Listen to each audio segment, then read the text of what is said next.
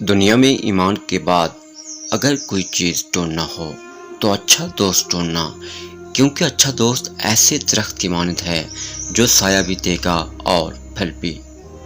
میرے جسم کو دفن کر دینا اور میرا کوئی مزار نہ بنانا، میرے ہاتھ باہر رکھنا تاکہ لوگوں کو پتہ چل سکے کہ جس نے پوری دنیا فتح کی تھی، مرنے کے بعد اس کے دونوں ہاتھ خالی ہیں۔ دشمنی جم کر کرو، لیکن یہ گنجائش رہے کہ جب کبھی تم دوست ہو جاؤ تو شرمندہ نہ ہو جاؤ۔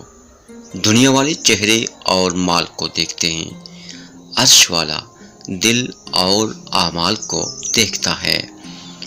اگر اڑ نہیں سکتے تو دوڑو، دوڑ نہیں سکتے تو چلو، اگر چل نہیں سکتے تو رینگو، لیکن جو بھی کرو تمہیں آگے بڑھتے رہنا ہے۔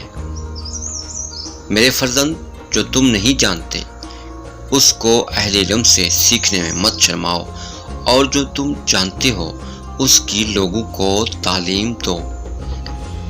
ہم اچھا ہونے یا اچھا بننے کے باوجود کسی نہ کسی کی کہانی میں برے ہوتے ہیں۔ اے پیارے فرزند، برائی کی آگ برائی سے نہیں بجھتی۔ جس طرح سے آگ کو پانی سے بجھایا جاتا ہے، اس طرح برائی کی آگ کو اچھائی کے پانی سے بجھایا جاتا ہے۔ 4 چیزیں رزق کو بڑھاتی ہیں: تہجد کی نماز پڑھنا، کثرت سے استغفار کرنا، کثرت سے صدقہ دینا، کثرت سے اللہ کا ذکر کرنا۔ پیارے بیٹے، تم جس دن سے شکم مادر سے باہر آئے ہو، آہستہ آہستہ دنیا سے دور ہو رہے ہو اور آخرت کے قریب پہنچ رہے ہو۔ اس لیے تمہیں چاہیے کہ پیش آنے والی چیز کی تیاری کرو۔ اتنا جھوٹ نہ بولو کہ تمہارے سچ سے اعتبار اٹھ جائے۔ کسی انسان کی موت پر خوش نہ ہونا، مصیبت زدہ شخص سے مذاق نہ کرنا، اور اچھائی کو کبھی مت روکنا۔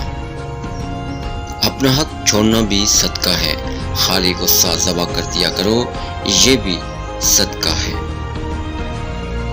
صبر ایک ایسی سواری ہے جو اپنے سوار کو کبھی گرنے نہیں دیتی، نہ کسی کے قدموں میں اور نہ کسی کی نظروں میں۔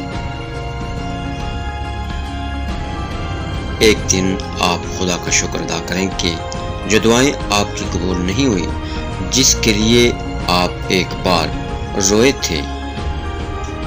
ٹوٹا ہوا دل خدا کی توجہ کھینچتا ہے۔ خوش نصیب وہ ہے جو روح جو خدا کے لیے روتی ہے۔